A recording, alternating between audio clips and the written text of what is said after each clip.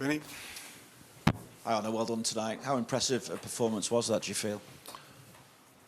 Impressive, because we played against an incredible side, team that's in an unbelievable run of form, only lost once, won all the other games. So yeah, if you then can win against them, but also with the performance we had, that's very positive. But apart from everything we can say, we beat them because of a set piece. So it's nicer to talk about this if you win, because if you lose, people come up with that I try to find excuses. But a positive set piece balance is the minimum you need to get a result 9 out of 10 times, and that's what we had today. You also won because you kept a second clean sheet on the bounce, and arguably Conor Bradley set the tone defensively for the performance as well. I just wonder then how much of a corner you feel has been turned in this season, if you can talk in that way at this moment now. So let's be clear, we had a very bad run of form in terms of results. No excuse in the world can make up for us losing so many games. But we had to play a lot of games in a small amount of time. We have not hardly any rest in between when we then faced a team that had a lot of rest. Tonight we played against a team that played on Saturday as well, so the both of us had 2 days rest. Then it's helpful to play in a home game, because from the last 8 I think we played 6 away from home. So the fans can give you just a little bit of an extra edge if you are maybe a little bit tired, if you are a little bit tired.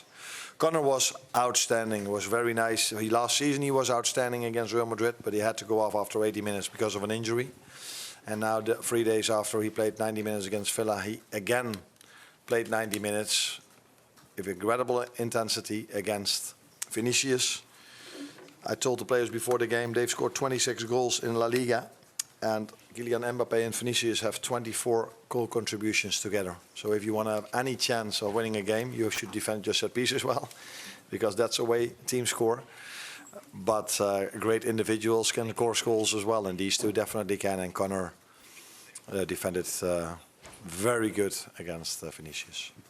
When you're seeing the game out as well, how much of an extra edge did the fans give you with the introduction of Trent? Because it seemed to make the atmosphere even more intense when he was introduced into the game. No, I was impressed by the atmosphere throughout the whole 90 minutes, even before the game already. So I think the fans helped us over 90 minutes, and not only that time when Trent was on the pitch. Did you speak to Trent as well? Only short afterwards. I gave him a hug. I don't even exactly know what I said, but probably not a lot. Every time I will meet him, I will either give him a hug or talk to him, because he's been very special to me as a player and as a human being. Hi Arne, Juan Joe for Flash Scoring in Spain. What has been English? Don't worry. What have been the common points between the performance last Saturday against Aston Villa and today? And what are the strengths from the team from these 2 performances that you want to build from them for future matches? The common points. I think both teams played quite similar against us.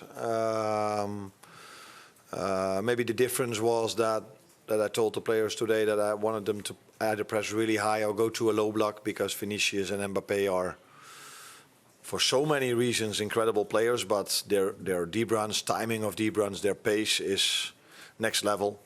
So don't give away any space in behind, and that's what our last line did very well tonight. So a very solid defensive performance in both games. But it also helps if you are not 1 goal down or 2 goals down, because if you're 1 or 2 goals down, you need to take extra risk. You need to force much more, and if you have to force and take extra risk, then you're sometimes a bit exposed on the other side as well. But in my opinion, in general, even the games we've lost, we have hardly conceded a chance, except for the set-piece goals, of course, we conceded. Hi, Arne. On Alexis McAllister, scored against Real Madrid last year as well, so I guess that's quite a nice habit to have. But also, do you feel that after the injuries he's had at the start of the season, he's now finally back to his best? Yeah, but I don't think he's the only one. I think I just spoke about Conor Bradley, who now, I think for the first time in a long time, played twice 90 minutes in 3 days. It's the same is to be said about Maka. I think all the players, they need a bit of time. Sometimes to adjust to the Premier League, sometimes to adjust to the limited rest we've had. And then in other leagues, I think 15 to 20 games in almost any other league, if you are a big club or easy wins. But in the Premier League, there's never an easy win, and that is something you need to adjust to as well. So if you miss pre-season, or if you come from a different league, or if you're a bit younger, then these are things you need to adjust to. And Conor Bradley has only played 30, 40 games for us. And Maka is, after Villa, and also, by the way, against Palace, where he had a decent performance, he and the team are getting fitter and fitter, and that is the first step we have to make for us to get results in again. James. Arne, that's 2 years running that you've kept Kylian Mbappe largely quiet. He looks pretty much unstoppable against everyone else. Is there something special you're doing to him? You mentioned there that you said to the players beforehand, you pointed out the stats. Is that what you have to do in terms of keeping them focused ahead of a game like a test like that? And I didn't even tell them that in the Champions League he scored 2 goals against Marseille and 1 goal. He didn't score the goal against Juve, but Vinicius was the lead up to that goal, and I think he scored 3 against Kairat Almaty. So I don't think you can ever control these 2 completely, but you can do a few things well.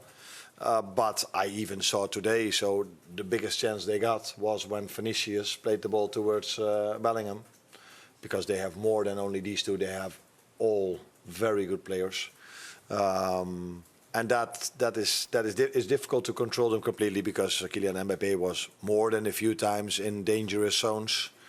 But I think we did almost the maximum you can do against these 2 individuals. Ollie? Arne,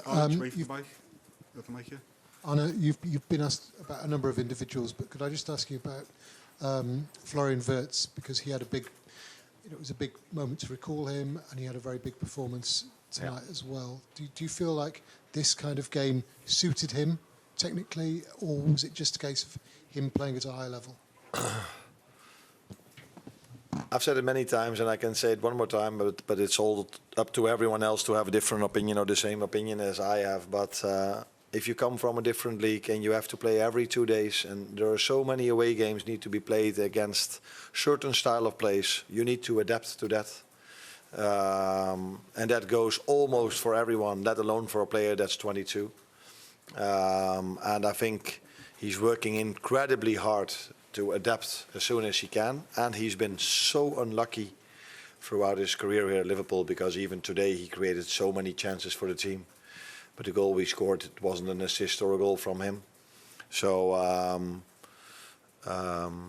wouldn't even say give him a bit of time, because we gave him already that time to adapt. I played him many times for him to adapt to the Premier League, but I didn't play him every single game, because that's not what I do with almost any player, but also not with players that either missed pre-season or very young or come from a different league, and they need a little bit of time to adapt. If you have 2 days of rest after the Frankfurt game and you have to go away to Brentford, that's different probably than go away, have an away game in the Bundesliga or in the Eredivisie or in any other league in the world, because this league is the best paid league, I think, in the world.